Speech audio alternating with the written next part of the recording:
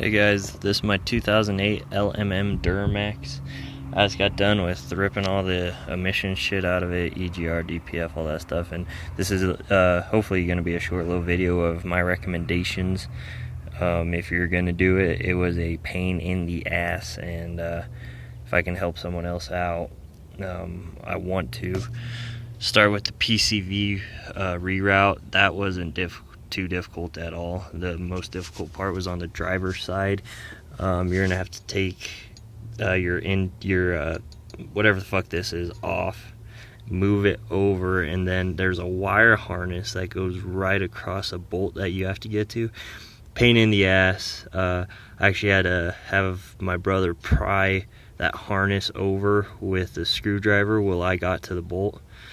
Hardest part about that, so no big deal. I'll get to this in a second because this is a whole other story. The cooler, EGR cooler, that was the most difficult. That took a while. You can see the block off plate back at the PCV reroute's blocking it, but the block off plate is back there. There's two bolts holding the cooler on. That's where your cooler goes, and there's two bolts, and they're fed from the firewall. So where you have to put your wrench is right up against the firewall. I had to take the passenger fender off, and what I actually did was lay across the hood or across the motor, get my two arms back there with the ratchet. I put the ratchet on and held it on into place on the bolt while my brother reached his arm behind everything up and over to the ratchet. He was able to put like a cheater bar. It was probably 18-inch cheater bar on the ratchet, and he was able to pull to loosen it and do that for a couple turns while I held the ratchet onto place, and I had to reset the ratchet and whatnot until it was loose enough where we can get it by hand, by our fingers. That was a pain in the ass. That took a long time. Now this I'm gonna get to. This is just the intake pipe by Rudy's. I didn't get the Sinister Diesel one. A couple reasons why I ordered the Sinister Diesel one. They were like 2 weeks out there on back order, so I needed it, and I'll show you why. But this is Rudy's, is like $200 cheaper, and fits great, is working great. I've had it on for a while now, and that just goes all the way down to your boot, comes up and plugs into where your whole EGR mechanism was. So let's go over here and I'll show you why I had to get that that whole setup. Now here's the EGR. This is what originally came off the truck. The reason I had to get this was, this is your valve, your EGR valve. There's a little valve in there, but it was cracked. That's all cracked right there. So it was just spewing out oil and everything, and making a terrible sound. So at first I got the Sinister Diesel block off plate, so I wasted my money on those because this part right here, just this little part, not the whole thing, but this comes off. This part right here was like $200 and some alone from GM, and I bought the whole intake tube for, I think, around the same price, $100 to $200. I can't remember what it was. The Rudy's Diesel one, I believe, it was about $100. So absolutely, I went with that.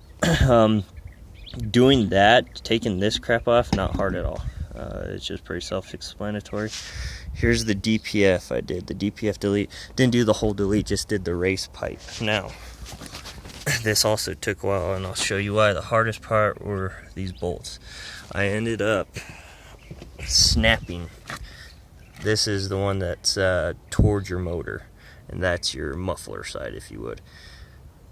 So I ended up snapping these bolts. Excuse me. No big deal on the engine side because you put new bolts in, so I wasn't concerned about that. It was the other side that you don't want to snap the bolts, and I did. Now, that took a long time to get out. And we figured out why. See, these bolts are like your wheel studs. They're punched in. So what happens over time, being on the bottom of your truck, you get a lot of corrosion, rust, and it just rusts in there. But that's not the problem we found on these bolts. Being that it regens all the freaking time, and it gets to such high temperatures, what actually happened was these bolts got welded in to here. So what we had to do was drill 2 holes on either side of the bolt, heat it up, we had to get it red hot with a torch, not an acetylene torch. If I had an acetylene torch, I would have blown it out. Unfortunately, I didn't have one. So we heated the shit out of it and put a punch on it while the flame was still going. It punched them out. That took a while.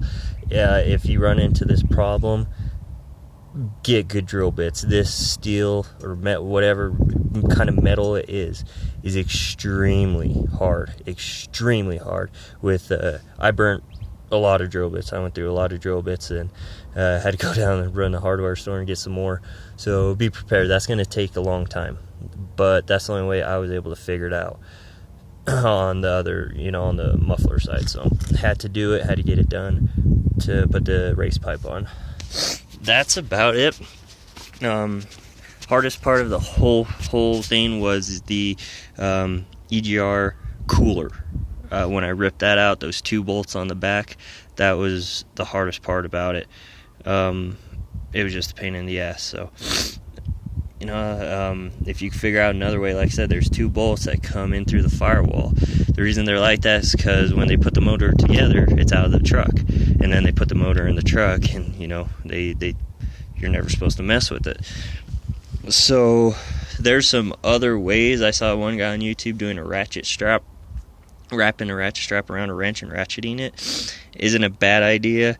Whatever works for you. Like I said, it was a pain in the ass, and it took me a long time, and I had to go to the store and actually buy a swivel socket, and that's what we put on it while I was reaching around holding the socket on the bolt.